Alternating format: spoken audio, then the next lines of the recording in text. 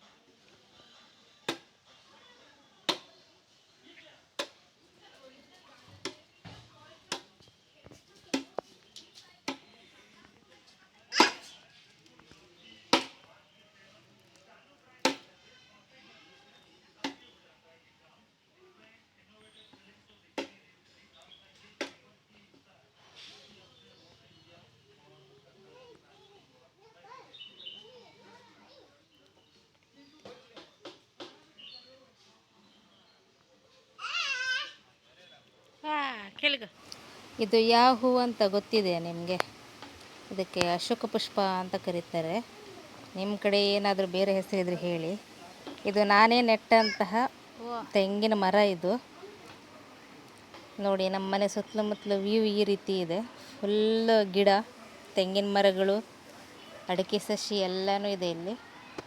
Full ನಮ್ಮ papa mummy ಎಲ್ಲನೂ ಗಿಡ ಹಾಕಿಟ್ಟಿದ್ದಾರೆ ಇಲ್ಲಿ. ಇದೇ ನಮ್ಮ ಮನೆ.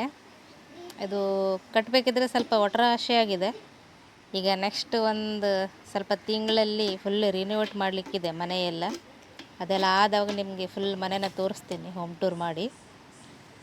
ಈಗ ಗ್ಯಾಸ್ ವ್ಯಾಪಾರದಿಂದ ಇಲ್ಲೂ ಕೂಡ ಸೌದೆ ಒಲೆಯಲ್ಲೇ ಅಡುಗೆ ಮಾಡುವಾಗಿದೆ. ಗಂಜಿ ಮತ್ತು ಅನ್ನನ ಮಾತ್ರ ಮಾಡ್ತಾರೆ ಹೊರಗಡೆ, ಬಾಕಿ ಎಲ್ಲ ಒಳಗಡೆ ಮಾಡ್ತೀವಿ. ಇದು ನೋಡಿ ಬಸಳೆ ಸೊಪ್ಪು. ಇಲ್ಲೇ ಪಕ್ಕದಲ್ಲೇ ಒಬ್ಬರು ಮಾಡ್ತಾರೆ ಅವ್ರ ಗದ್ದೆಯಲ್ಲಿ. ಅವ್ರಿಗೆ ಮೊದಲೇ ಹೇಳಿಟ್ಟಿದ್ರು, ಅಲ್ಲಿಂದ ತಂದು ಕೊಟ್ಟಿದ್ದಾರೆ. ತುಂಬ ಚೆನ್ನಾಗಿದೆ ಮಾತ್ರ, ದಪ್ಪವಾಗಿ. ಇಲ್ಲಿ ನೋಡಿ, ಇದು ಬಿಂಬ್ಳಿಕಾಯಿ. ಸಣ್ಣಿದ್ದಾಗ ನಾವೆಲ್ಲ ತೆಕ್ಕೊಂಡು ತಿಂತಾಯಿದ್ವಿ.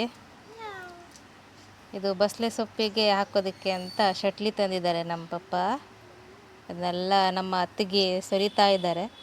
ಜೊತೆಗೆ ಇದು ಬಂಗಡೆ ಮೀನು, ಸೊಂದಳೆ ಮೀನು ಸ್ವಲ್ಪ ಮಿಕ್ಸ್ ಆಗಿದೆ.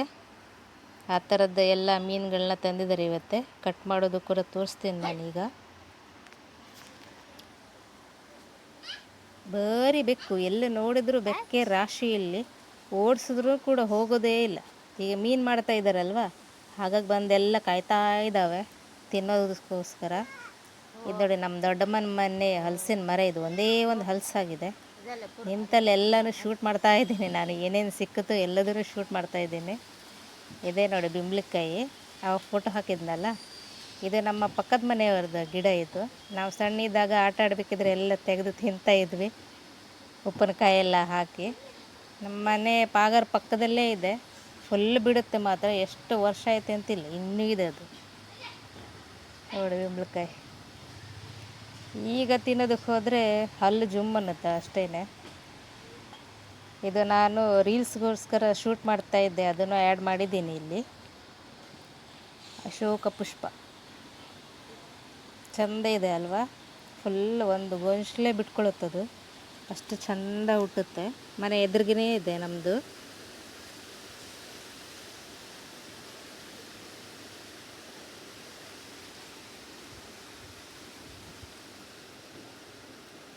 ನೀವು ನಾನು ರೀಲ್ಸಲ್ಲಿ ನೋಡಿರ್ಬೋದು, ಇದನ್ನು ಹಾಕಿದ್ದೀನಿ ನಾನು, ಒಂದು ಸತಿ ನೋಡಿ.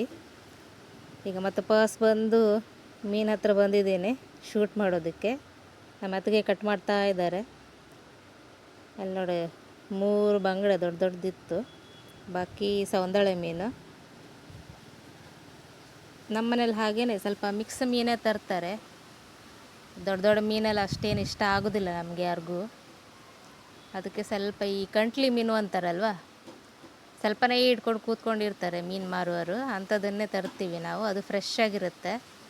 ಈ ಬುಟ್ಟಿಲೆಲ್ಲ ತಂದರೆ ಎಲ್ಲ ಐಸೆಲ್ಲ ಹಾಕಿ ತಂದುಬಿಟ್ಟಿರ್ತಾರೆ, ಅಷ್ಟೇನು ಟೇಸ್ಟ್ ಅನಿಸೋದಿಲ್ಲ ಅದು. ಈಗ ನಾನು ಒಳಗಡೆ ಬಂದು ಈ ಬಸ್ಲೇನ ಇಟ್ಟಿದ್ದೀನಿ ಬೇಯಿಸೋದಕ್ಕೆ, ಚಟ್ಲಿ ಹಾಕಿ. ಅದ್ರ ಜೊತೆಗೆ ನಮ್ಮ ಪಪ್ಪ ಈಗಷ್ಟೇ ಇದನ್ನು ಕೊಟ್ಟು ಹೋಗಿದ್ದಾರೆ ಅಂಗಡಿಯಿಂದ ಬಂದು. ಇದು ಏನು ಅಂತ ನೀವೇ ನೋಡಿ. ಒಳ್ಳೆ ಕೆಂದಾಳೆ ತೆಂಗಿನಕಾಯಿ ಇರುತ್ತಲ್ವ, ಆ ರೀತಿ ಇದೆ. ಇದು ಪಪ್ಳಕಾಯಿ, ಪಪ್ಪಾಯಿ ಹಣ್ಣು. ನೋಡೋದಕ್ಕೆ ಸೇಮ್ ತೆಂಗಿನಕಾಯಿ ಥರನೇ ಇದೆ ನೋಡಿ, ಎಷ್ಟು ದಪ್ಪಾಗಿ. ಥೇಟ್ ಹಾಗೇ ಇದೆ ತೆಂಗಿನಕಾಯಿ ಥರನೇ. ತೆಂಗಿನಕಾಯಿ ಅಲ್ಲ ಇದು, ಪಪ್ಪಾಯಿ. ಟೇಸ್ಟ್ ಕೂಡ ಅಷ್ಟೇ ಸೂಪರಾಗಿದೆ. ಯಾಕಂದರೆ ಈ ಹೈಬ್ರಿಡ್ ಎಲ್ಲ ಯಾವತ್ತೂ ಟೇಸ್ಟ್ ಅಷ್ಟು ಚೆನ್ನಾಗಿರೋದಿಲ್ಲ. ಇದು ತುಂಬ ಚೆನ್ನಾಗಿದೆ. ಇಲ್ಲ ಅನ್ನನೂ ಕೂಡ ಬಾಕ್ಸಿಟ್ಟಿದ್ದಾರೆ, ಅನ್ನ ಆಗಿದೆ. ನಮ್ಮ ಕಡೆ ಇದೇ ರೀತಿ ಬಾಕ್ಸ್ತಾರೆ, ಡೈರೆಕ್ಟ್ ಕುಕ್ಕರಲ್ಲೆಲ್ಲ ಮಾಡೋದಿಲ್ಲ. ನಾನು ಕೂಡ ಮನೆಯಲ್ಲಿ ಬಾಕ್ಸಿನೇ ಅನ್ನನ ಮಾಡ್ತೀನಿ. ಇದು ಪಂಪ್ ಸೆಟ್ ಇದ್ದರೆ ಎಷ್ಟು ಚಂದ ನೀರು ಬೀಳ್ಲಿಕ್ಕಾಗ್ತದೆ ನೋಡಿ. ಫುಲ್ಲ ನಮ್ಮದು ಮರ ರಾಶಿ ಇದೆ ಇಲ್ಲಿ, ಅದಕ್ಕೋಸ್ಕರ ಪಂಪ್ ಸೆಟ್ ಹಾಕಿದ್ದೀವಿ. ಕಸ ನೋಡಿ ಯಾವ ರೀತಿ ಇದೆ. ಇಲ್ಲೇ ಇಡುವ, ನೀರು ಬೀಳಿ ಸರಿಯಾಗಿ.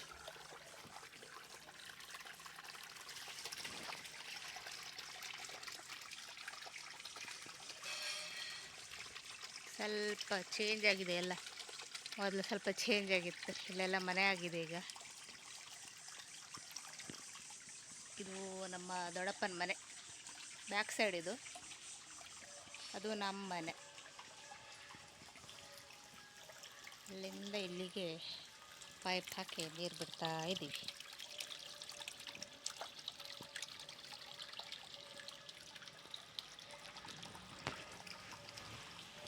ಈ ರೀತಿ ತಂಪಾಗಿದ್ದರೆ ಸ್ವಲ್ಪ ಸೆಕೆ ಕಡಿಮೆ ಆಗುತ್ತೆ. ಇಲ್ಲ ಅಂದರೆ ನೋಡೋದೇ ಬೇಡ, ಆ ರೀತಿ ಸೆಕೆ.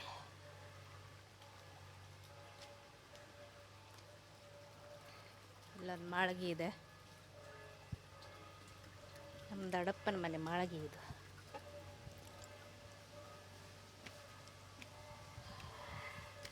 ಇಲ್ಲಿಂದ ನೋಡಿದ್ರೆ ನಮ್ಮ ಮನೆ ಕಾಣಿಸುತ್ತೆ ನೋಡಿ. ಇಲ್ಲಿ ಶೀಟ್ ಇದೆ ಈ ಕಡೆಗೆ, ಎರಗಡೆ ಮಾತ್ರ ನಮ್ಮದು ಸ್ಲ್ಯಾಪ್ ಇದೆ. ಅದರ ಮೇಲೆ ಸಿಂಟೆಕ್ಸ್ ಕುಡಿಸಿದ್ದೀವಿ. ಬ್ಯಾಕ್ ಸೈಡ್ ಎಲ್ಲ ಹಂಚಿದೆ. ನೋಡ್ಬೇಕು, ಈ ಸಲ ಪ್ಲ್ಯಾನ್ ಇದೆ, ನೋಡೋಣ ಹೇಗಾಗುತ್ತೆ ಅಂಥೇಳಿ.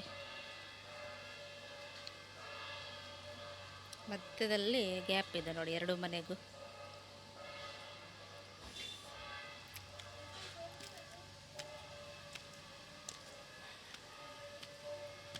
ಇದು ನಮ್ಮ ದೊಡ್ಡಪ್ಪನ ಮನೆ ಸಿಂಟೆಕ್ಸು.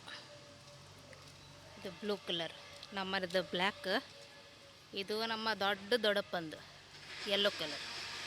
ಇದು ನಮ್ಮ ದೊಡ್ಡ ಮನೆ, ಓಲ್ಡ್ ಮನೆ. ಇದು ಸುಮಾರು ಒಂದು 70 ವರ್ಷ ಮೇಲೈತೇನು, ಅಷ್ಟು ಓಲ್ಡ್ ಮನೆ ಇದು ನೋಡಿ. ಫುಲ್ ಸುತ್ತಲೂ ಇಲ್ಲೇ ನಮ್ಮದು ವೆಂಕಟರಮಣ ದೇವ್ರದ್ದು ಕಮಾನಿದೆ ನೋಡಿ, ಕಾಣಿಸ್ತಾ ಉಂಟಾ ನಿಮಗೆ? ಇಲ್ಲೇ ಇದೆ ನೋಡಿ. ಇಲ್ಲಿ ನಿಂತರೆ ಸೀದಾ ರೋಡೇ ಕಾಣಿಸುತ್ತೆ ಮೇಲ್ಗಡೆಯಿಂದ.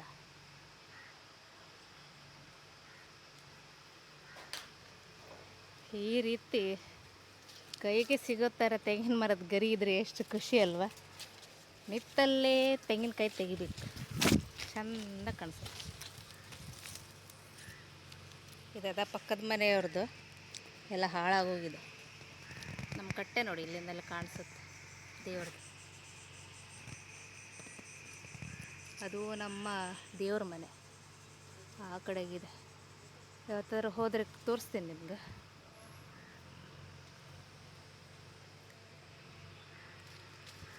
ಮೇಲ್ಗಡೆಯಿಂದ ನೋಡಿ ವ್ಯೂ.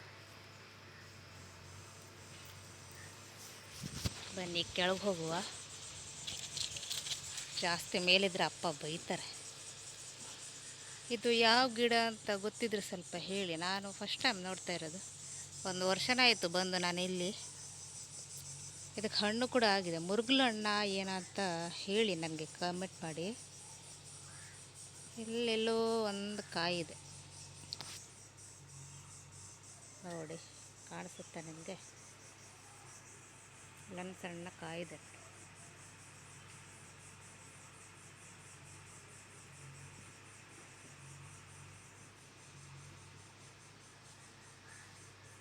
ಬನ್ನಿ ಹೋಗುವ.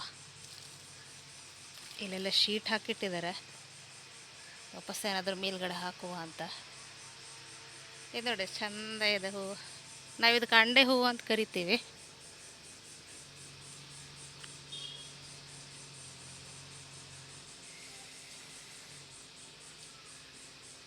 ಇದೇ ನಮ್ಮ ದೊಡ್ಡ ಮನೆ. ಇಲ್ಲೆಲ್ಲ ಕೆಲಸ ನಡೀತಾ ಇದೆ. ಕೆಲಸದ ಬಂದಿದ್ದಾರೆ ನೋಡಿ. ಅವ್ರ ಮುಖ ಒಂದು ತೋರಿಸೋದು ಬೇಡ. ಬನ್ನಿ ಹೋಗುವ.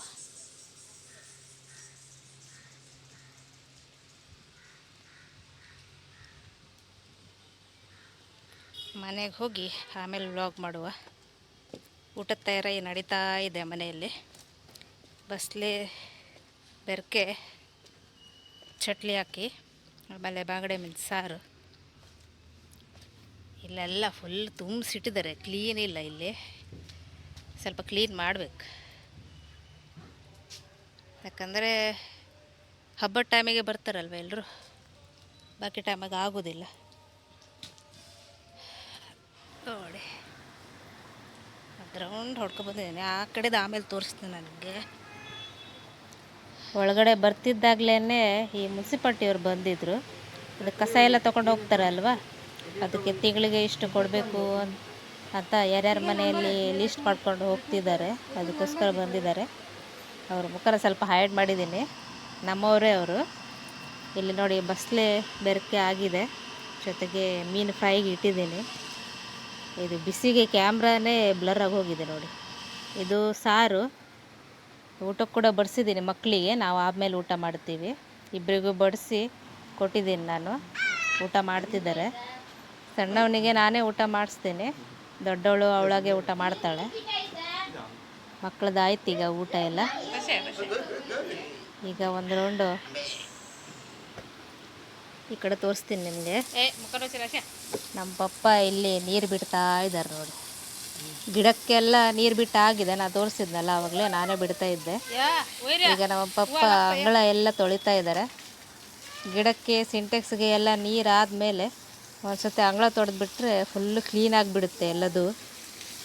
ಪಂಪ್ ಸೆಟ್ ಇದ್ದರೆ ಸ್ವಲ್ಪ ಆರಾಮ ಅನಿಸುತ್ತೆ. ಈ ನೀರು ತೆಗಿಯೋ ಗೋಳೇ ಇರೋದಿಲ್ಲ, ಇಲ್ಲಾಂದರೆ ಜೀವನ ಮೇಲಕ್ಕೆ ಹೋದಂಗಾಗುತ್ತೆ. ನನಗಂತೂ ಈ ರೀತಿ ಪಂಪ್ ಸೆಟ್ಟಲ್ಲಿ ನೀರು ಬಿಡೋದಂದ್ರೆ ತುಂಬಾ ಇಷ್ಟ. ಎಷ್ಟೊತ್ತು ಬೇಕಾದರೂ ಹಿಡ್ಕೊಂಡು ನಿಂತ್ಕೊಳ್ತೀನಿ ನಾನು ಆರಾಮಾಗಿ, ಥಂಡ ಅನಿಸುತ್ತೆ.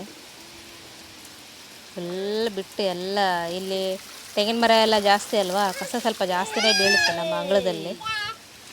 ತೊಳೆದು 10 ನಿಮಿಷಕ್ಕೆ ಮತ್ತೆ ಕಸನೂ ಆಗುತ್ತೆ.